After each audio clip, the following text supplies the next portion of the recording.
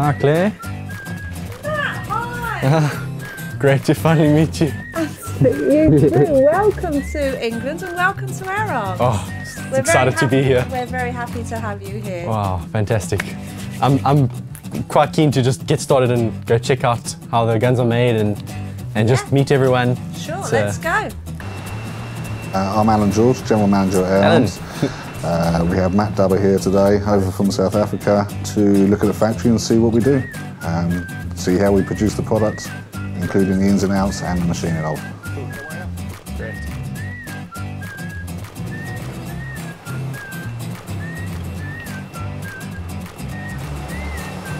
Here at Air Arms, we produce our full range of rifles. The stocks come from Minelli in Italy, the barrels come in from Lothar Walther in Germany, but every single barrel that we do have in, we do work to. Other than that, we pretty much make everything else ourselves. We have everything from manual machines through to high-tech CNC milling machines, CNC lathes, and we have laser profiling. It's a big machine, I can tell you that. So we have two 11-pallet horizontal machining centres, slightly different in specification. One has a 20,000 RPM spindle, one has a 15,000 RPM spindle. They're very, very complex machines. So here at Air Arms we have an apprenticeship scheme. At this moment in time we have 3 apprentices. One is administration based, the other 2 are on the machine shop. 4 days they're here at the factory. One of those days we have them working with dedicated engineers and all they are doing is training on those days. It's very interesting to have someone like Matt come to the factory. We see all of our processes and all of our components day in, day out. Matt's enthusiasm that he brings and I mean, you can see it that he's overwhelmed by all these components that he's never seen the way they're all laid out before, and it's such a different perspective than what we have day in, day out. Right, this is where it gets very exciting. This is where all the rifles are assembled and then packaged away to be sent off. Downstairs, where all the parts are made in the factory, it can be a little bit technical, a little bit confusing to the average visitor.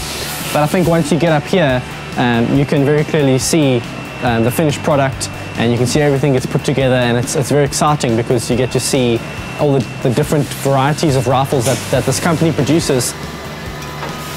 So on these racks over here, we've got all the finished guns, the finished products that are ready to put in their boxes and be sent off, and you can see each one is individually marked with a serial number and a date of manufacture so that they can actually track them throughout their lifespan, which is pretty awesome. But the detail on these Minelli stocks is absolutely fantastic. The wood that they use is really, really high quality, and they've got some really nice machinery that can do laser checkering and laser embedding like this. You just see the quality on the stock is absolutely fantastic. So even the products that aren't necessarily made in this factory, they are all of extremely good quality.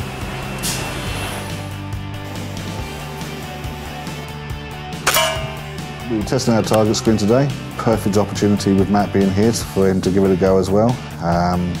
Same thing again, it's a different perspective.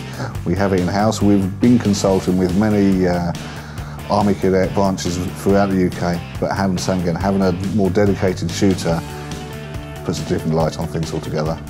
I used to do 10-meter shooting, but we had the trap, and that's it. So if you missed, you damaged the wall or you damaged something, and so quite a nice invention you've got there. No, that's absolutely, and this was brought about by something that the Army cadets wanted, because they wanted to be able to shoot air rifles within their small drill halls without damaging everything, and shooting lights and pellets bouncing back and going through windows, so it hopefully ticks everything on the box.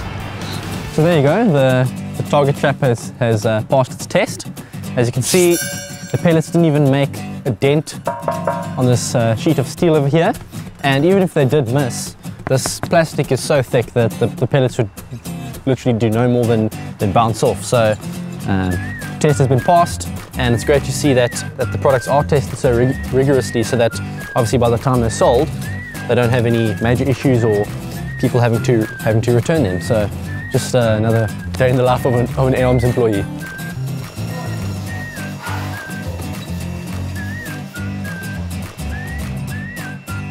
So there you go, guys. That's a brief overview of what happens at the Air Arms headquarters day in and day out.